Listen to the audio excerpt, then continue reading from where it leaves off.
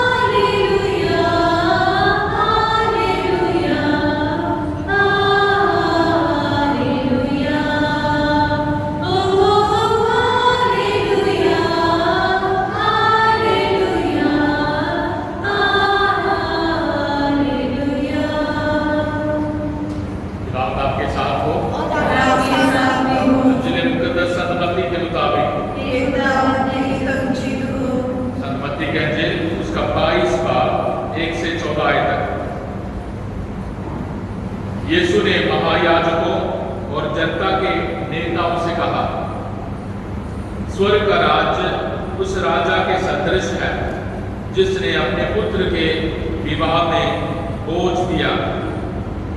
उसने आमंत्रित लोगों को बुला लाने के लिए अपने सेवकों को भेजा, लेकिन वे आना नहीं चाहते थे। राजा ने फिर दूसरे सेवकों को ये कहकर भेजा, अतिथियों से कह दो, देखिए मैंने अपने भोज की तैयारी कर ली है। मेरे बैल और मोटे मोटे जानवर मारे जा चुके हैं, सब कुछ तैयार है, विवाह भोज में पधारिए। अतिथियों ने इसकी परवाह नहीं की, कोई अपने खेत की ओर चला गया तो कोई अपना व्यापार देखने। दूसरे अतिथियों ने राजा के सेवकों को पकड़कर उनका अपमान किया और उन्हें मार डाला। राजा को बहुत क्रोध हुआ, उसने अपनी सेना भेजकर उन हत्यारों का सर्वनाश किया और उनका नगर जला दिया। तब राजा ने अपने सेवकों से कहा, विवाह भोज की तैयारी तो हो चुकी है, किंतु अतिथि इसके योग्य नहीं ठहरे, इसलिए चौराहों पर जाओ और जितने भी लोग मिल जाए सबको विवाह भोज में बुला लाओ। सेवक सड़कों पर चले गए और भले बुरे जो भी मिले सबको बटोर कर ले आए और विवाह मंडप अतिथियों से भर गया। जब राजा अतिथियों को देखने आया तो वहां उसकी दृष्टि एक ऐसे मनुष्य पर पड़ी जो विवाहोत्सव के वस्त्र नहीं पहना था। उसने उससे कहा, भाई विवाहोत्सव के वस्त्र पहने बिना तुम यहाँ कैसे आ गए? वह मनुष्य तो चुप रहा। तब राजा ने अपने सेवकों से कहा, इसके हाथ पैर बांधकर इसे बाहर अंधकार में फेंक दो। वहां वे लोग रोएंगे और दांत पीसते रहेंगे, क्योंकि बुलाए गए तो बहुत हैं पर चुने हुए तोड़े हैं। ये खुदा की पाक अंजील है। हे मसीह तेरी सताइश हो।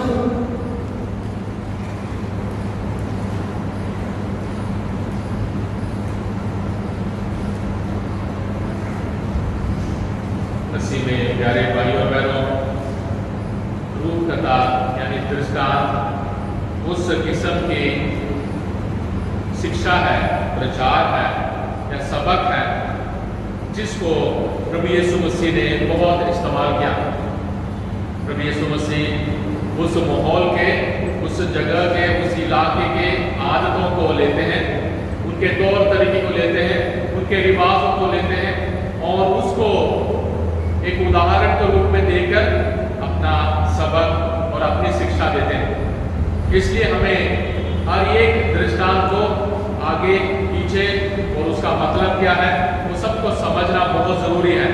नहीं तो फिर गलत बातों को समझने के लिए बहुत सारे पॉसिबिलिटी हैं, बहुत सारे मौके हैं। ये तीसरा दृष्टांत है।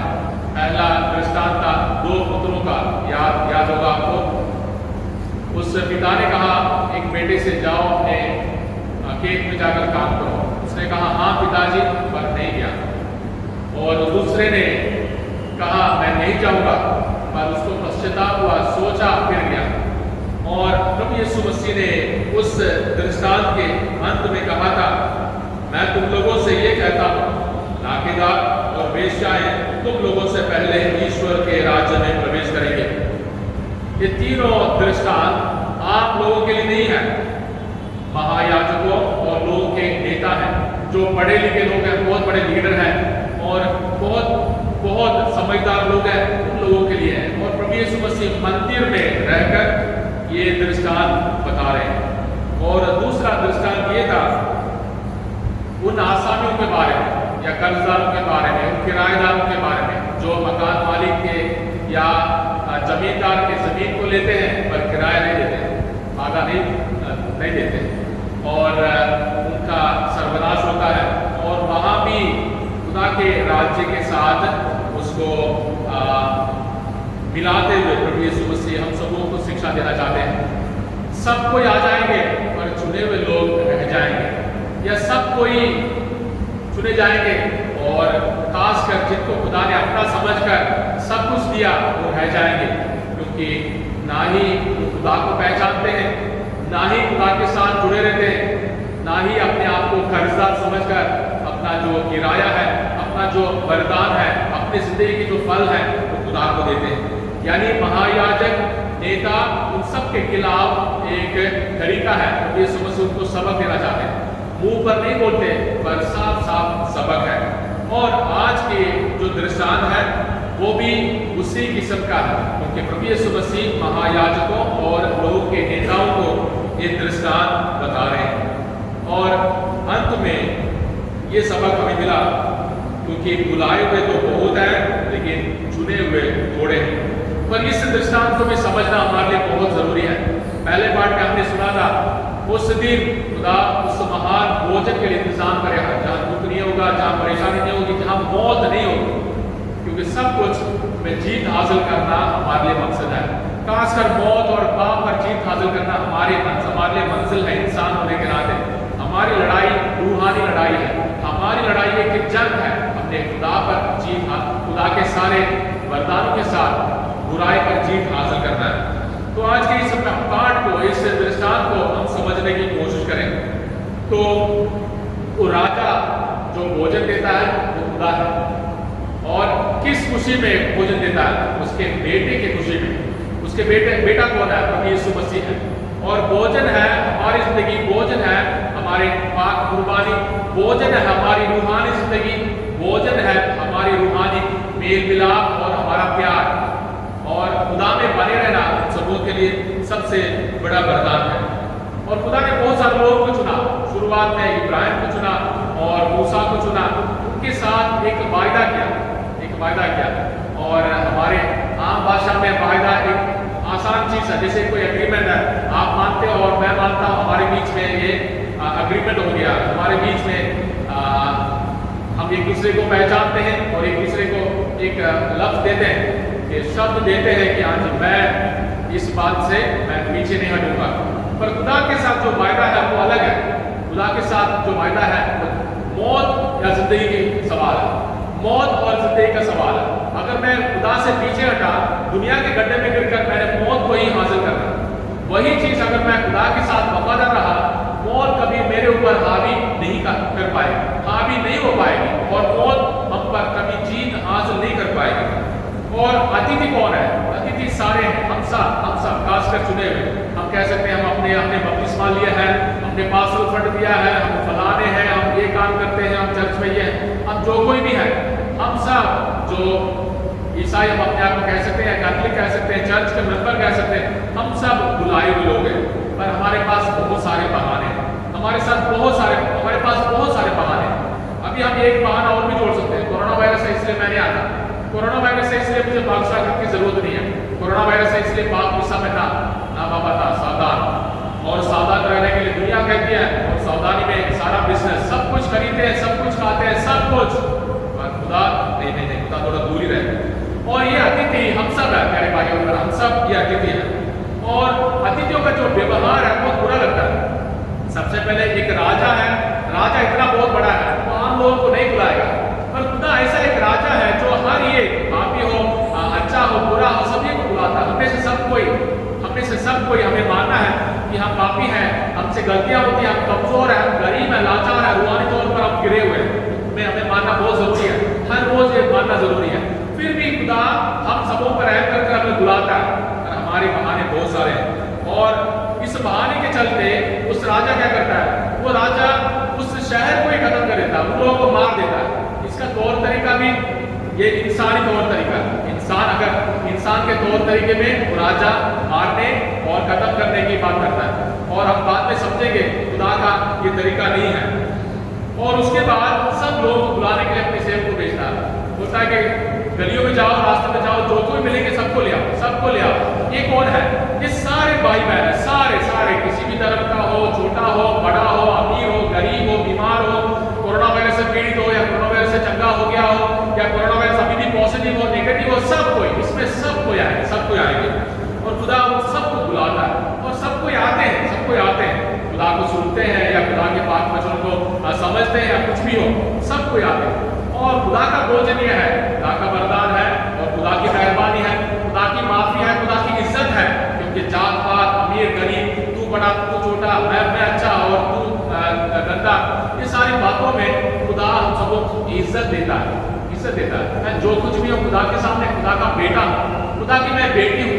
जैसे बपतिस्मा के बाद खुदा ने हम सबों को ऐलान किया, तू मेरा बेटा है, तू मेरी बेटी है, मैं बहुत खुश हूँ, कि खुदा ने हम सबों पर ऐलान किया, सब पर ऐलान किया। हमारा जात नहीं देखा, हमारा रंग नहीं देखा, हमारा कितने अमीर है कितने गरीब है, खुदा ये सारी चीजें देखता नहीं, खुदा ने हम सबको बुलाया। और अंत में क्या होता है, हम सब खुदा के सारे फायदा लेते हैं, खुदा के उस वरदान को महसूस करते हैं, दिल की आज़ादी महसूस करते हैं, बहुत सारे वक्त खुश रहते हैं, बहुत सारे वक्त हम एक दूसरे को मदद करते हैं, एक दूसरे के लिए एक दूसरे के कुर्बान होने के लिए तैयार हो जाते हैं, एक दूसरे के साथ प्यार में बने रहते हैं। ये सब खुदा के वरदान है, बहुत सारे वरदानों को हम हासिल करते हैं। ये दुनिया हम सबों के लिए खरीदने और बेचने की बात करती है, और खुदा हम सबों को सब कुछ मुफ्त में खुदा हमें देता है। और राजा यानी खुदा दोबारा और एक बार देखने आता है, मतलब उस मंडप में देखने आता है, एक बंदे को देखा कि उसने कपड़ा नहीं पहना हुआ। इस चीज को समझना बहुत जरूरी है। कपड़ा जिसको जैसे अभी सिस्टर ने पहना है, इसको बोलते हैं हैबिट बोलते हैं, और दूसरी भाषाओं में यानी लैटिन और दूसरी भाषाओं में उसको बोलते हैं हैबिट, जो उसी भाषा से आई है। यानी मतलब हमारी आदतें, अगर जिसने ये हैबिट नहीं डाला, हमारे कपड़े नहीं डाले हैं, उसका मतलब उसकी आदतें नहीं है, उसकी आदतें बुरे हैं, या उसकी आदतें कुछ भी नहीं है, वो जैसे चलने फिरने वाली वैसी आदत से चल रहा है, या उसको कोई चिंता नहीं है, उसको कोई ख्याल नहीं है, या उसने कोई भी चीज उस रास्ते पर चलने के लिए अपने आप को तैयार नहीं किया। तो वो जो बंदा है जिसने कपड़ा नहीं पहना, कपड़े सारे मुफ्त में रहते थे, मतलब जहाँ शादी के लिए जाते हैं, शादी में सबके लिए एंट्रेंस पर दरवाजे पर कपड़े रहते थे, कपड़े को लेकर सब डालना, खरीदने की जरूरत नहीं। हम लोग कितना कपड़ा खरीदते हैं, हर शादी में हमें नया कपड़ा चाहिए, हर शादी में बच्चे के लिए नया कपड़ा, हर शादी में हमें नया कपड़ा पहनना है, क्योंकि दिखाना है कि हम भी शादी में हम भी रिश्तेदार हैं या हम भी अतिथि हैं। पर वो सारा कपड़ा फ्री में रहता था, उसको लेकर सिर्फ पहनना था। पर इस बंदे ने वो काम भी नहीं किया, वो आराम से आकर बैठा है कि जैसे उसको कोई चिंता नहीं हो, उसने कुछ भी नहीं करना, उसने मेहनत नहीं करना, उसने कुछ सुनना नहीं हो, खुदा के फजलों के, खुदा की बरकतों की उसको कोई भी चिंता नहीं है। तो ऐसे ही इंडिफरेंट है, ऐसे कोई आकर बैठा है नाम के वास्ते, और वो राजा उसे लेकर बाहर फेंक देता और उसे बाहर फेंक देता, हाथ पैर बांध, उसने कोई गलती नहीं की। पर खुदा हमारा जो बाप है, खुदा हमारे अंदर है, खुदा यीशु मसीह ऐसे काम नहीं करेंगे। पर दुनिया में ऐसे काम होते हैं, दुनिया में ऐसे काम होते हैं क्योंकि सबकी इज्जत, सबकी पहचान, सबकी ताकत वहाँ दिखाई देता है। और अगर दुनिया में कोई राजा होता तो वो ऐसे करता, पर खुदा हमारे साथ ऐसे नहीं करता।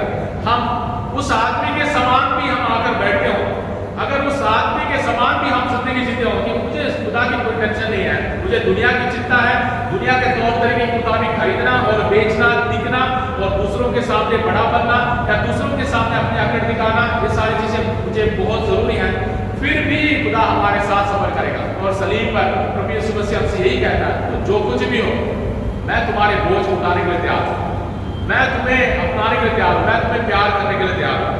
और हम सबों को उन चुने हुए लोगों में बनना है। चुने हुए लोगों में बनने के लिए दिखावे की जरूरत नहीं है। चुने हुए लोगों में बनने के लिए अपने दिल को खुदा के दिल के साथ मिलाना है, अपने दिल को प्रभु यीशु मसीह के दिल के साथ मिलाना है, अपने विचार को प्रभु यीशु मसीह के विचार के साथ मिलना है, ताकि धन दौलत और डर और हमारी जो भी परेशानी है या दुनिया में दिखावे हैं, वो सारे चीज हमारे इस रिश्ते में बीच में नहीं आए। खुदा यीशु मसीह के साथ हमारा जो रिश्ता है उसको ना तोड़ पाए, प्रभु यीशु मसीह के साथ हमारा जो नाता है उसके बीच में कोई रुकावट पैदा ना करे।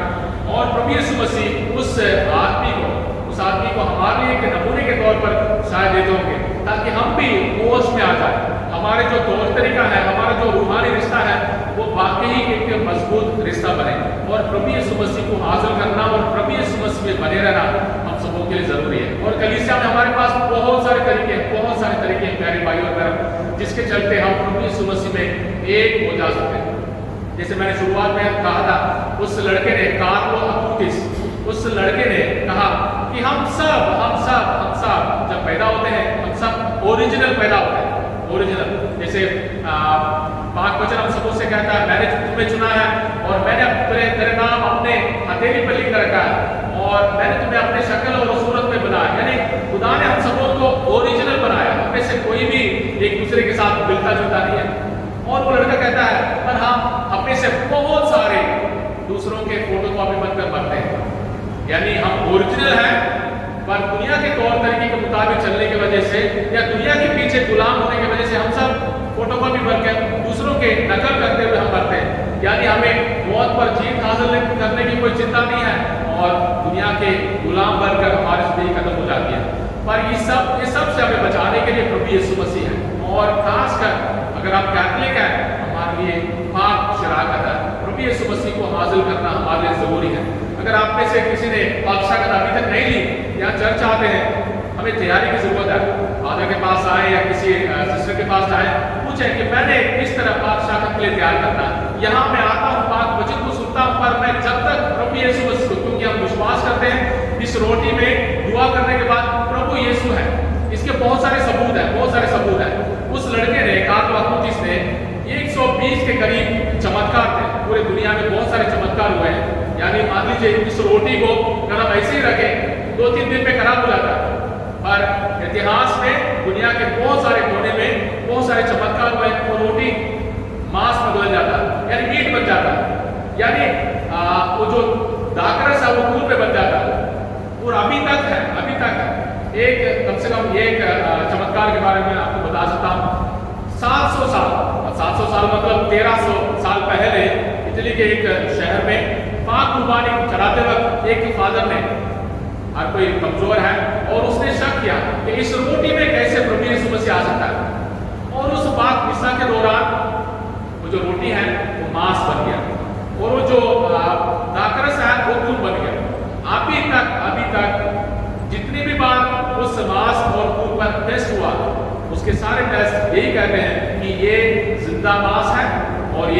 खुदा कौन है। विश्वास एक अंधा विश्वास नहीं है, खुदा विश्वास हमारे सोच विचार के साथ मिलना बहुत जरूरी है। और इस लड़के ने जो कंप्यूटर विज़र्ड था, क्योंकि उसको प्रोग्राम वगैरह बहुत सारे करना आता था, बहुत दिमाग वाला लड़का था, उसने कहा जब तक हम पाक शराकत में विश्वास नहीं करेंगे, जब तक हम पाक शराकत यानी प्रभु यीशु मसीह के साथ जुड़े रहने के लिए हम कोशिश नहीं करेंगे, हम असली ईसाई नहीं है। हम जो कुछ भी हो हमारे ईमान, हमारी तालीम, हमारी जानकारी कम होगा। इसलिए हमारी कोशिश है कि मैं जितने जल्दी प्रभु यीशु मसीह के हासिल करूं। 7 साल का था जब उसने पाक शराकत हासिल किया। 7 साल से 15 साल तक हर रोज उसने पाक शराकत लेना, हर रोज पाक हिस्सा में जाना, हर रोज चर्च जाना, हर रोज कोई ना कोई फूल लेकर मां मरियम के पास चढ़ाना। यानी ये जो तौर तरीका है, शायद उसको एक चमत्कारी, एक खूबी खुदा ने दिया था, पर हम सब कमजोर हैं, हमें भी ये आदतें आ सकती हैं। हमारे अंदर भी खुदा का पवित्र आत्मा मौजूद है, हम सब पवित्र आत्मा के मंदिर हैं प्यारे भाइयों और बहनों। इसलिए दुनिया की कोई भी चीज, दुनिया कोई भी ताकतें, दुनिया की कोई भी दिखावे, दुनिया की कोई भी डर, हम सबों को इस इज्जत से दूर ना करें। और आज के दिन इस दृष्टांत से हमने ये सुना कि बहुत सारे लोग बुलाए गए हैं पर चुने हुए बहुत थोड़े हैं। हम थोड़े में हो या बहुत में हो, पर खुदा हमें हमेशा मौका देता है कि मैं भी खुदा के जरिए चुने जाऊं। खुदा हमें चुनने के लिए हमेशा तैयार है। और प्रभु यीशु मसीह से हम दुआ मांगे, प्रभु यीशु मसीह से खासकर दुआ मांगे हमारे परिवारों के लिए, हमारे भाई बहनों के लिए, पूरे मानव जाति के लिए। इस कोरोना वायरस से हमें जल्दी से जल्दी आजादी मिले और सब पौलुस के समान ये भी कह सके, मैं सब कुछ करता हूँ खुदा की ताकत से, मैं सब कुछ करता हूँ प्रभु यीशु मसीह की मेहरबानी से। मेरे अंदर जो भी ताकत है सब कुछ खुदा के साथ, खुदा से आता है। मेरे अंदर जो भी धन दौलत है सब कुछ है खुदा की मेहरबानी है। मैं खुदा को तारीफ करता हूँ और खुदा के नाम पर मैं जिंदा रहना चाहता हूँ। आइए इस पाक कुर्बानी को हम चढ़ाएं और इस रोटी और दाखरस के साथ हम अपने आप को चढ़ाएं, अपनी कमी, कमजोरी, अपने उम्मीद, अपने सारे मतलबों को, अपने परिवार के सारे जरूरतों को, ताकि प्रभु यीशु मसीह में बने रहना, प्रभु यीशु मसीह के साथ जुड़े रहना, प्रभु यीशु मसीह के पाक मर्जी को पूरी करना सबों के लिए धीरे धीरे आदत बने और हर डर से